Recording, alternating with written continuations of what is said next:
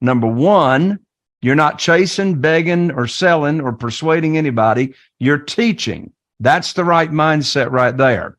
Number two, there's no fear. There's no fear because you're not asking anybody for anything. You're leading with a servant's heart, right? And number three, you ain't going to raise no private money unless you are confident and convicted. If you're a real estate investor and are wondering how to raise and leverage private money to make more profit on every deal, then you're in the right place. On Raising Private Money, we'll speak with new and seasoned investors to dissect their deals and extract the best tips and strategies to help you get the money, because the money comes first. Now here's your host, Jay Conner.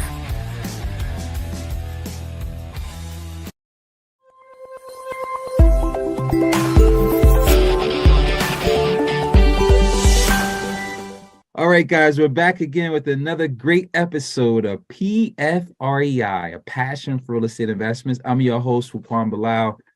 Oh, man, today we have Jay Conner. That's a ER, not an OR. Opposite. OR, not ER. No, ER, not OR. I said it right the first time. Okay, so this is Jay's second time being on the podcast. Jay's a friend of mine. I was telling him, we actually are both in a mastermind together. I met Jay maybe almost 5 years ago, 4 years ago for sure, 5 years ago, I think. And I think I was actually looking for tea, and it was a table full of coffee. You know, this mastermind, I mean, these guys just drink coffee. There's nobody drinks tea. So we struck up a conversation. I think Eddie Speed introduced us, and we became great friends then. And I had you on my podcast. I was on your podcast. His specialty is how to get the money, the private money. He's the private money specialist. He'll tell you all about it. Before we jump all into that, Jay, let's just give the guests a little bit of brief background on yourself, and then we'll get into it. Absolutely, man. Thanks so much for having me come back on and talk about my most favorite subject that I'm the most passionate about, and that's being private money. Yeah, my wife, Carol Joy, and I, we are here in eastern North Carolina in a little teeny tiny town called Morehead City, North Carolina. And we started investing in single family houses back in 2003, full time. And so, yeah, I mean, we do about 30 single family houses a year. So not a big number, but our average profit now is $78,000 profit per deal that we do. I've got one going on right now that's actually got a profit of $150,000. But the first 6 years we were in the business, from 2003 to 2009, I relied on the local banks and mortgage companies to fund our deals. That's all I knew to do, was go to the bank. And, you know, the traditional way to borrow money is you get on your hands and knees and put your hand underneath your chin. You go, please fund my deal. Please fund my deal. But in this world, we're not asking for a mortgage. There's no application fees. We are actually offering a mortgage. Well, what happened in January of 2009, after being in the business for 6 years, I had 2 houses under contract. Profits was going to be over $100,000 combined. And I called up my banker. I'd been doing business with him for 6 years, done a bunch of deals with him. And I learned very quickly on the telephone that my line of credit had been shut down, didn't have any way to fund my deals, and that was with no notice. Well, I didn't know there was a global financial crisis going on until now. I got a crisis going on and can't get my deals funded. Well, my definition of coincidence is God's way of staying anonymous. And I learned about this world of private money in less than 2 weeks. I put my program together. I put on my teacher hat, and I started teaching people in my own network, people I go to church with, people in the Rotary Club, people in Business Networking International, my own connections. I started teaching them my private lending program as to how they could earn high rates of return safely and securely. And I raised $2,150,000 in less than 90 days. It was the biggest blessing in disguise. I mean, when I was told I had no funding, it was like, what am I going to do? Right. But it was the biggest blessing in disguise to be cut off from the bank. Our income actually tripled in the first 12 months of losing my line of credit. And the reason it tripled is I had access to all this private money. Today, we've got 47 private lenders that are loaning us money on our deals. That's individuals, human beings. Well, the reason our business tripled was because all those foreclosures were going on, like they are now again, but the banks weren't lending money, right? But I had all this private money available to me, so we were able to actually pick and choose the deals we want to do. And I tell you, since that month, since January 2009, I've never missed out on a deal because I didn't have the funding. Yeah, I mean, it speaks in volumes about relationships, right? So you ran into a situation where you learned a new strategy that really turned out to be the best thing, right? So that was good that what happened because it allowed you to create those relationships and that you still have today. So it sounds like you have an operation where you said you have less than 60 investors, and these are repeat investors where you have enough capital to do the volume that you're doing, every year. So that's really great because they say your network is your net worth, or the amount of capital you can tap into. So, and being able to go full cycle where you buy, fix, and sell, and investors see it's full proof, then they spread the word. And of course, that's good for your reputation as well. So I want to talk about the challenges with raising capital, right? So I know you have the program. I know you say, hey guys, here's the process, here's the steps, Rotary Club, you go here, this is what you do, you have your package. But what do you see the challenges that people run into, especially just getting started to raise capital, right? What do they come to you? Yes, I went to the Rotary Club, I had breakfast, I talked to these people, what am I doing wrong? Give me 3 big challenges, if you can, that people have with raising capital. Sure. The first big challenge that real estate investors have when they're first looking to raise capital is they got the wrong mindset. So here's the deal. Until you own the real estate between your ears, it's going to be hard to own real estate out there and raise money. And here's the correct mindset. Well, first, let's start with the wrong mindset. The wrong mindset is you're asking for money. You're asking for money. You ain't asking for no money. Did you know I've never asked anybody for money? I've never asked anybody to fund a deal for me. And they say, Jay, how have you got $8.5 million in private money that you circulate from deal to deal to deal? And you never ask anybody for money. How does that work? Here's the deal.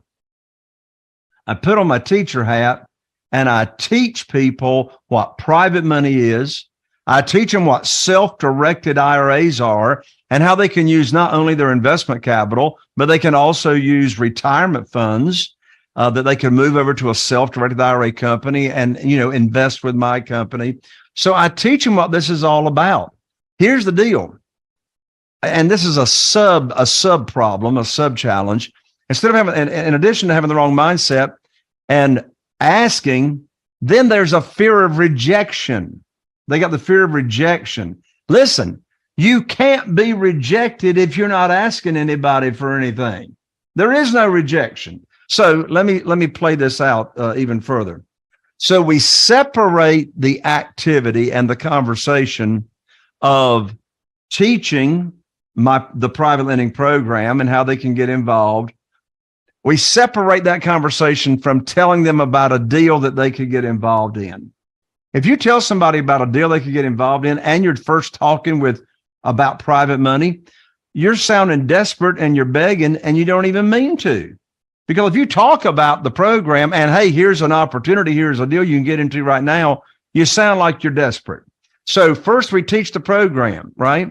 I don't have a deal that you could get involved in today, but I want you to understand the program. What's the interest rate I pay? How are you protected? How can you get your money back in, 90 days or less if you need it, right? What's the length of the note? Et cetera, et cetera, et cetera. It only takes about 20 minutes to have a conversation about how the program works. And then once they tell you, hey, I love the program. Yeah, I'd like to get involved. How do I get started?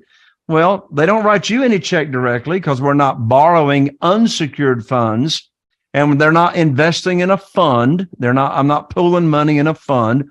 Everything we do is one-offs, like there's a single family house, there's a private lender or a couple of private lenders to get involved. So they tell me, what they got to work with. They tell me if they've got retirement funds that they want to use. I'll introduce them to my self-directed IRA representative, where I refer all my private lenders to. Now, once they're ready to go, I say, I'm going to put your money to work for you just as soon as possible. So within a week or two, I'll call them up. Believe it or not, we still have handsets here in North Carolina with cords attached. I mean, can you believe? Some people haven't even seen a handset, right? So I call them up, and here's the exact script. I say, I've got great news for you. I can now put your money to work. I've got a house in Newport. Notice I didn't give them the address. They could care less. I got a house in Newport with an after repaired value of $200,000. I didn't tell them the purchase price because they could care less. They want to know what's the after repaired value because I taught them that in the program. A house in Newport, after repaired value of $200,000. The funding required for the deal is $150,000. I know they got $150,000. They already told me. Closing is next Friday, so you'll need to have your funds wired to my real estate attorney by next Thursday. I'm going to have my attorney email you the wiring instructions. End of conversation. I didn't ask them if they wanted to fund the deal. That's the most stupid question in the world I could ask. Of course they want to fund the deal. They've been waiting on the phone call, particularly if they've already moved their retirement funds over to the self-directed IRA company, the third-party custodian. Well, they're not making any money until I call them and tell them, hey, I can now put your money to work. So it's very, very logical progression as to what conversation you have first, second, and third. So back to your question, what are the challenges and problems that people have? Number one, you're not chasing, begging, or selling, or persuading anybody. You're teaching. That's the right mindset right there. Number two, there's no fear. There's no fear because you're not asking anybody for anything. You're leading with a servant's heart, right? And number three, you ain't going to raise no private money unless you are confident and convicted. Convicted and confident and passionate about what you're talking about. If you don't believe in what you got going on, nobody else is going to either. Well, so how do you get that confidence, right? Well, let's say you're a brand new real estate investor and you never raised any private money. And your question in your head is, who in the world is going to loan me money? And I've never done a deal ever before in my life. Here's the answer to the question. If you don't pay your lender, the property does. Okay? If you don't pay, the property does. So, and of course, if you're looking to do your first deal, you better be working with somebody who knows what they're doing, as in a mentor or a coach, right? You better be working with somebody, right? And so, as I said, we're not borrowing unsecured funds, right? So how you gonna get that confidence to come across? You got to know the private lending program backwards and forwards. So if you want to go down to Smithfield's Fried Chicken and Barbecue after Sunday, go meet in church and have lunch, you can have a casual conversation over that fried chicken talking about private money. Another reason they fail is they don't know how to start a conversation. Well, my favorite way to start conversations is with did you know questions. I love did you know questions. You can just bring this question up anytime you want to, right? You're having coffee down at Starbucks and you're with a friend or whoever, and just in the conversation, look, did you know, hey, this is a writer downer right here. Did you know there's a way people can earn unlimited money per year tax-free? Let me repeat that. My favorite did you know question. Did you know there's a way people can earn unlimited money per year tax-free? Well, of course, they don't know the answer to that question. They don't know how that works. Well, the answer is when they say, no, I never heard of that. I say, well, my next question is follow up with a question. Have you ever heard of self-directed IRAs? Well, they ain't never heard of self-directed IRAs. So now when they say, no, what in the world is that? Well, now you can have a conversation about self-directed IRAs. And when you have a Roth IRA, you can now invest that money because that's after tax investment money. I said, look, I got one private lender that earned $72,000 from me last year, tax free, right? So you've led that conversation with curiosity, and you're going to be telling them something they ain't never heard of.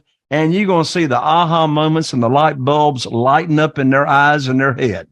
So those are the main challenges. Know your program, be confident. You're not chasing or begging, right, or selling. You're teaching, you're leading with a servant's heart. And, you can't lose what you ain't got. Got it. Hey, I want to make a pivot for a minute to where we are now in the marketplace. There's a lot of headwinds in the market. In fact, Q4, even I experienced the sentiment from investors being fearful, not knowing what's going on, interest rates increasing. How has those different dynamics affected, if at all, your business or the raising capital part? Because it was crickets for me in Q4. It was slow when I compare Q4 last year to Q4 the year before. And even some early parts of Q1 is just starting to turn around now, where investors are starting to gain some confidence in the market. How has that affected, if any, It hasn't affected my business any. In fact, I've got more private money that's been referred to me in the last few months. And the reason that is that all my private lenders are taught. I don't do any business with private lenders that were already lending money out and already are familiar with how the game works. Everybody I'm doing business with, I am their trusted advisor. Got it. Yeah. So you're educating them, having that transparency, keeping them abreast of what's happening, and that instills the confidence in them. And plus, as you mentioned, the deal is secured. You're saying, hey, do you have a mortgage or note? There's some equity cushion in there above what your loan is. You're insured. So if the house burns down, you get paid back. So you're going through all of that. So as long as there's still a buffer of what they're putting in versus what it's worth, and they're secured, then it's a win-win. So the single family house lending, in fact, I think that lending part of the business increased more when it started to slow down for other things, because most private investors started to take advantage of increased interest rates. Hey, we can get an extra point, we can get extra here, we can get there. So that's kind of what I didn't know if any of your investors came out asking for, hey, we feel like we should get more points or certain things. I did see that happening to a few other people that I know that pretty much borrow money on private lending. The lenders were like, hey, well, interest rates are higher, we got to charge a little more. Yeah. Well, first of all, I don't pay any points. I don't pay any origination fees to my private lenders. It's a straight 8%. And you know what's interesting?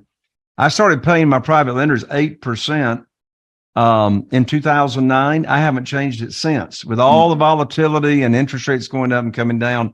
And so I had one private lender last year. I had one private lender have that conversation with me. They said, Jay, interest rates are going up, quite a bit. Do you see the interest that you're going to pay us go up? And I say, and I reminded her, I said, well, I base on what I pay to my private lenders, compare that to what they can get in a 12-month certificate of deposit at the bank. And here's what's interesting. So, 3 years ago or less, the average interest rate annual, or the yield of a CD, 12-month CD, got all the way down to 0.17%. 0.17%. And I was talking with somebody earlier this week, and they had in their mind that the average now on a 12-month CD yield in the bank is between 4 and 5%. I say that 4%. Yep. Something cannot be further from the truth. Yeah. Google it yourself. I Googled it 48 hours ago. The average 12-month CD yield average in the nation is 1.37%. Mm-hmm. Now, where do you see these 4% and 5% banners? Let me tell you where you see them. You see them out in front of a credit union. Look at the small print. They're paying that on the first $25,000. What are they paying on everything above $25,000? 1%, 1.25%, right? So always read this, the fine print.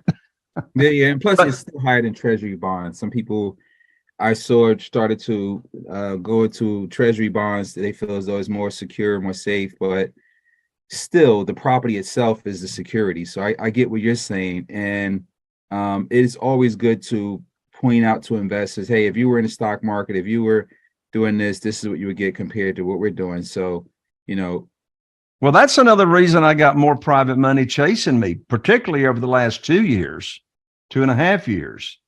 The volatility of the stock market. They are sick and tired. And you talk about the word fear. They are fearful. And the older someone gets, the more fearful they become of the volatility and are afraid that they're not going to be able to outlive another correction, if you will. And of course, as we know, what's wonderful, particularly with our older private lenders, what they love is they know exactly what their rate of return is going to be. And they don't have to worry about the value of their investment, that principal loan amount or investment, as contrasted to the stock market. They don't have to worry about there any value decreasing or coming out of that. Now, let's talk about term for what I mean. I see that the conversations, because I speak to investors all the time, and even myself as an investor, I'm looking at the sponsor syndicators or short-term deals, transactional funding deals where I can lend money for 90 days or for 6 months. Do you see that the term has changed? Is it a year, 2 years? Have investors said, hey, I want something with a little bit more liquidity, shorter term, because where the marketplace is at? Well, because I give all my private lenders, except when they're loaning me retirement money. I don't do this with retirement money. But if it's just liquid investment capital, I give all of them a 90-day call option. If an emergency comes up, give me a 90-day notice. I'll replace, I'll have one of my other private lenders, buy your note, right? And so they know they've got an out all the time. But my terms, as far as the length of the note, hasn't changed since February 2009.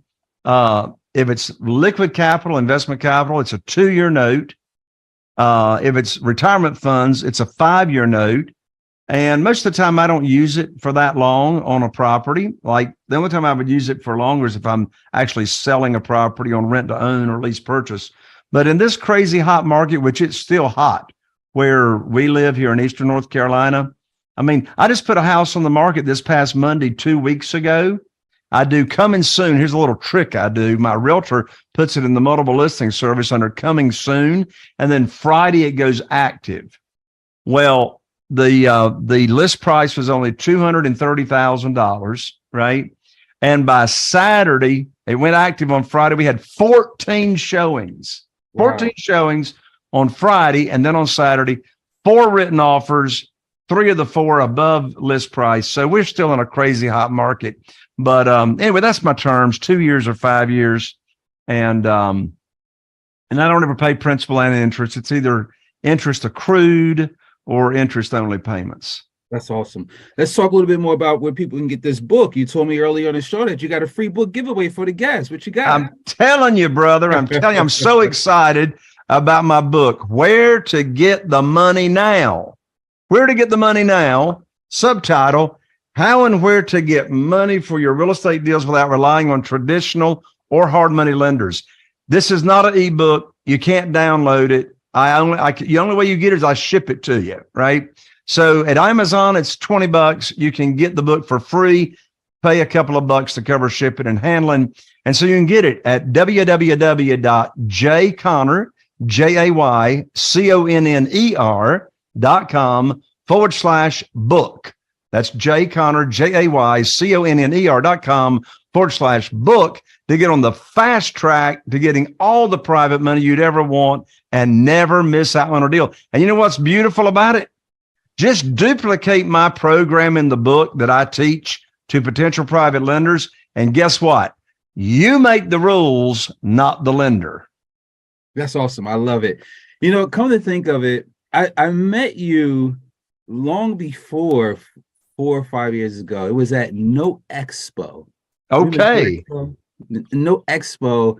I want to say it was around 2012 where I first see you do your private lending presentation, and I was blown away.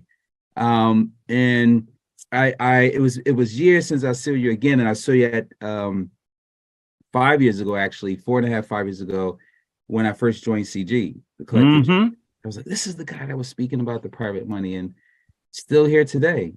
Still going, man. Still going. 10 years later, 10, 11 years later. I love it. You got it. You got it, man. I'm sitting here thinking, like, I know I met him before 4 or 5 years ago. I saw him speak.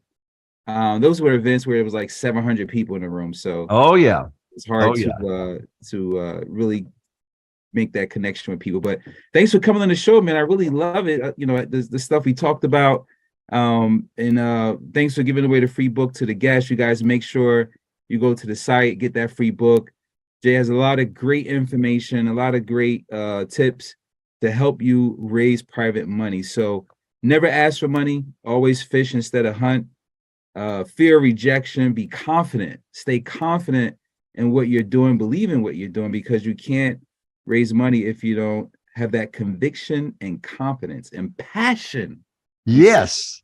So, those are some really great tips. I really appreciate it, man. Thanks for coming on the show. It's been a plum-pleasing pleasure. I love it. Thank you so much, brother, and look forward to seeing you next week at the Mastermind. Absolutely. All right, guys, another great episode of PFREI, a passion for real estate investments. I'm your host, Fuquan Bilal. If you're seeing this on Facebook, be sure to like and share this, and all the other social medias, be sure to like and subscribe. I really enjoy inviting these guests. I learned a lot. I got a page full of notes from this interview. Hopefully you guys enjoyed it as well. Tell a friend about the podcast. And thanks for coming on, Jay. I really appreciate it, man. All right. God bless you.